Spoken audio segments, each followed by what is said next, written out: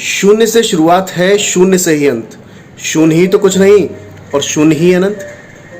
शून्य या जिसे आप जीरो भी कहते हैं, वो आज हर जगह इस्तेमाल होता है, चाहे मैथ्स हो या फिजिक्स, एग्रीकल्चर हो या आर्किटेक्चर।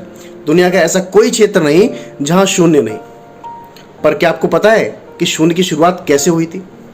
ये शून्य जिसे आप जीरो कहते हैं, आखिर आप तक पहुंचा कैसे? नहीं, चलिए मैं आपको बताता हूँ। सुमेरियंस वो पहले लोग थे जिन्होंने काउंटिंग सिस्टम को डेवलप किया। वो इसका इस्तेमाल अपने जानवर, सामान, टैक्स, ज़मीन की नपाई तुलाई आदि के रखरखाव के लिए करते थे। 2500 BC में सुमेरियन से यही नंबर सिस्टम अकादियंस के पास पहुंचा और 2000 BC में अकादियन से यही नंबर सिस्टम बेबीलोनियंस के पास पहुंचा। बेबीलोनियंस वो पहले व्यक्ति थे जिन्होंने पहचाना कि कॉलम से एक नंबर गायब है और उसके लिए उन्होंने एक चिन्ह दिया, या हम ये कह सकते हैं कि कुछ नहीं के लिए पहला निशान हमें बेबीलोन वासियों से मिलता है। हालांकि जो जीरो आज हम जानते हैं मैथमेटिकल या सिंबल के रूप में, उस जीरो का बेबीलोनियन से दूर दूर तक का कोई नाता नहीं था। सदियां लग गई उस जीरो को इस रूप में पहुंचने में जिसे आज आप और हम जानते हैं। बेबीलोनियंस जीरो का इस्तेमाल एक पोजीशन होल्डर के रूप में करते थे। उसके बाद सालों तक, हजारों सालों तक जीरो का इस्तेमाल एक पोजीशन होल्डर के रूप में ही होता गया। बेबीलोनियंस जीरो को इस तरीके से रिप्रेजेंट करते थे, माया सभ्यता के लोग इस तरीके से रिप्रेजेंट करते थे, चाइना के लोग जीरो को इस तरीके से दर्शाते थे, और ग्रीक के निवासियों को तो ये समझ ही नहीं आता था कि कुछ नहीं के लिए कुछ कैसे हो सकता है। इसलिए ग्रीक के निवासियों के पास जीरो को रिप्रेजेंट करने के लिए कोई सिंबल नहीं था। उसके बाद भारत के महान गणितज्ञ आर्यभट्ट ने इंडियन नंबर सिस्टम बनाया, जिसमें उन्होंने 1 से लेकर 9 तक की संख्याएं दी और लगभग 500 AD में उन्होंने एक सिंबल दिया जिसको उन्होंने डॉट से रिप्रेजेंट किया, जिसको वो शून्य या खा बोला करते थे, जिसका अर्थ था एम्प्टी। हम ये कह सकते हैं कि शून्य के सिंबल का आविष्कार करने वाले आर्यभट्ट थे, पर अभी भी ये वो शून्य नहीं था जिसका इस्तेमाल आज हम करते हैं। उसके बाद लगभग 650 AD के आसपास भारत के एक और महान गणितज्ञ ब्रह्मगुप्त आए, जिन्होंने दुनिया को मैथमेटिकल जीरो या न्यूमेरिकल जीरो दिया। ब्रह्मगुप्त ने जीरो को प्लस करने के लिए, मल्टीप्लाई करने के लिए, सब्ट्रैक्ट करने के लिए स्टैंडर्ड रूल्स भी लिखे। हालांकि डिविजन्स के रूल में वो क्लियर नहीं थे। नेगेटिव नंबर का कॉन्सेप्ट भी ब्रह्मगुप्त ने दिया। उसके बाद अरब के कुछ लोग भारत पहुंचे और वहां से भारत के मसाले और ब्रह्मगुप्त के लिखे लेख अपने साथ ले गए। इसी के साथ 773 AD में भारत का शून्य बगदाद पहुंच गया।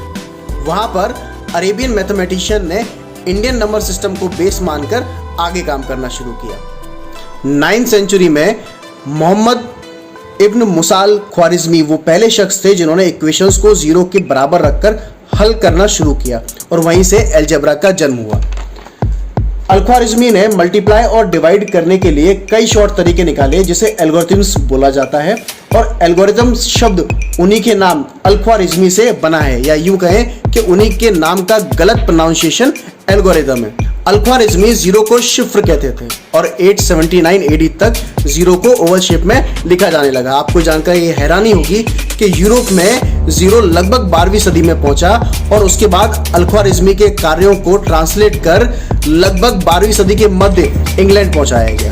इटालियन मैथमेटिशियन फिबोनाची ने 1202 में एक बुक लिखी जो कि अल-ख्वारिज़मी के कार्यों पर आधारित थी और उस बुक का नाम था लिबर एबाकी या अबेकस। उसके बाद अगले मैथमेटिशियन जिन्होंने जीरो का इस्तेमाल किया उनका नाम था René Descartes, the founder of Cartesian coordinate system. और ग्राफ बनाते वक्त जो आप 0 0 लिखते हैं वह इन्हीं की देन है, जिसे डेस्कार्ट्स ओरिजिन भी कहा जाता है। धीरे धीरे जीरो बहुत पॉपुलर हो गया और उसके बाद नंबर आया न्यूटन और लेबिनिज का। घटाना, जोड़ना, मल्टीप्लिकेशन करना आसान ऑपरेशंस थे जो सबको समझ में आ रहे थे, पर डिवीजन ने सबको उलझा के रखा था।